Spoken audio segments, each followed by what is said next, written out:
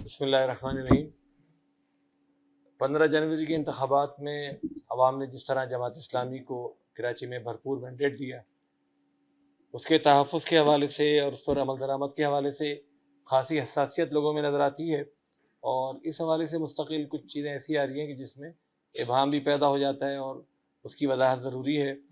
تو ایک دو چیزوں کی میں نے ضروری سمجھا کہ وضاحت کی جائے۔ ایک تو چیز یہ کہ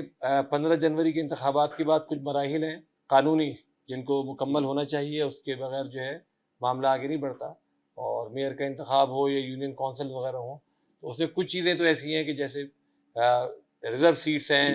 اور ان کا انتخاب ہونا ہے، اسی طریقے سے جو ضمنی انتخابات ہیں وہ باقی ہیں، وہ ہونے ہیں۔ تو یہ سارے کے سارے عمل پورا ہوگا، اس کے بعد پھر میئرشپ کا مرحلہ آئے گا اور چیئرمین وغیرہ کا مرحلہ آئے گا۔ تو یہ ضروری ہے، لیکن ہاں اس میں جو تاخیر ہو رہی ہے وہ تشویش کا باعث ضرور ہے، اس پر جماعت اسلامی اپنا موقف بیان کرے گی انشاءاللہ تعالی۔ دوسری بات یہ ہے کہ جو یہ پروسیڈنگز اسلام آباد میں ہو رہی ہیں، کیونکہ میں اس میں وکیل ہوں جماعت کی طرف سے، تو لوگ جاننا چاہتے ہیں کہ وہاں پر ہو کیا رہا ہے، تو میں نے اس حوالے سے ضروری سمجھا کہ میں آپ کے سامنے مختصر بیان کروں کہ وہاں پر کیا معاملات ہو رہے ہیں۔ جماعت اسلامی کی جانب سے 18 تاریخ کو ایک درخواست دی گئی تھی جس میں 6 یونین کونسلز کی نشاندہی کی گئی تھی، جہاں پر بڑے پیمانے پر بے قاعدگی پائی گئی تھی اور غلط رزلٹ بنائے گئے تھے۔ جماعت اسلامی فارم 11 میں، یعنی جو پریزائڈنگ آفیسرز کے رزلٹ ہے، اس میں جیتی ہوئی تھی اور ریٹرننگ افسر نے اس میں ہارا ہوا دکھایا تھا۔ تو 18 جنوری کو درخواست دی گئی اور چیف الیکشن کمشنر صاحب نے وہ درخواست 25 تاریخ کی سماعت کے لیے رکھ لی۔ 25 تاریخ کو جب سماعت ہوئی اور وہ درخواست پیش ہوئی تو اس وقت صرف ہماری درخواست سامنے تھی۔ ہماری درخواست سماعت ہونے کے بعد، سننے کے بعد،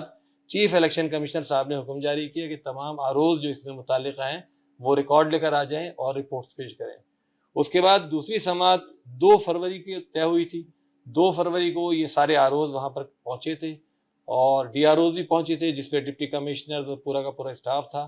اور انہوں نے وہاں پر اپنا ریکارڈ جمع کرایا۔ چیف الیکشن کمشنر صاحب نے وہاں پر